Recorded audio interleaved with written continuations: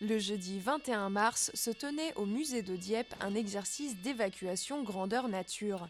On est dans un exercice de prévention des risques, dans une démarche interservice avec les pompiers, la police municipale et l'équipe du musée pour une simulation d'exercice incendie avec une évacuation du personnel, une évacuation d'un membre de l'équipe volontaire pour simuler une victime présente dans les espaces de réserve et le sauvetage des œuvres qui est effectué par les pompiers.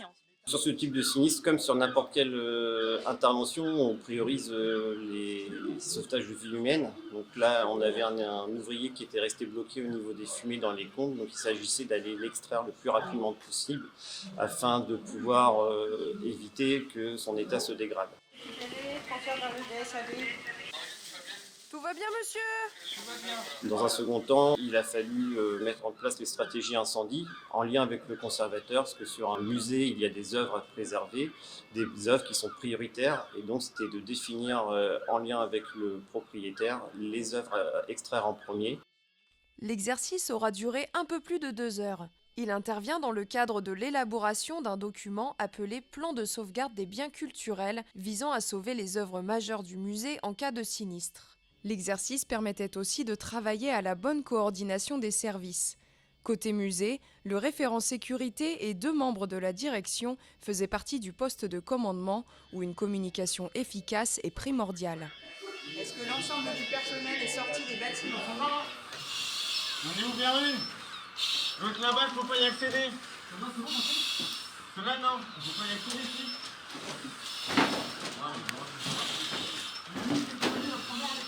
Là-bas, les...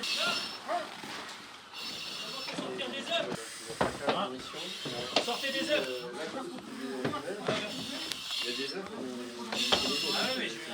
Pour les jeunes recrues, ça permet d'approfondir leur intégration au sein du centre d'incendie de secours. Fin d'année, nous avons eu 15 nouveaux sapeurs-pompiers qui ont intégré nos unités. Ça permet de connaître le secteur, de connaître les risques, d'approfondir les connaissances sur le matériel. Pour simuler l'évacuation des 5% d'œuvres majeures à sauver, les soldats du feu ont utilisé, pour leur fragilité, des sculptures en Lego prêtées par les fils d'un des chefs d'opération et du conservateur en chef du musée. Cela a permis de préserver de tout incident les pièces uniques et précieuses présentes dans le château. Mais alors, comment choisir les 5% d'œuvres à sauver en priorité sur les 1940 exposées au musée ? Sur la valeur scientifique, artistique des objets, des œuvres, leur valeur pécuniaire, la rareté aussi des objets et la spécificité liée aux collections du musée qui vont déterminer ces choix. Autre chose à savoir lors d'un tel sauvetage, en cas de pluie, il faut tenir la toile peinture vers le ciel et non l'inverse, car le vernis protégera l'œuvre. L'équipe du musée a à charge de trier les œuvres en fonction de leur état de dégradation. Les œuvres humides sont placées en extérieur et les œuvres sèches, elles, en intérieur. Il y a un tri qui est effectué par matériaux, par état de dégradation, par l'équipe du musée. Une matinée bien particulière pour les agents du château, mais cet exercice est crucial pour le musée de Dieppe qui accueille chaque année près de 50 000 visiteurs.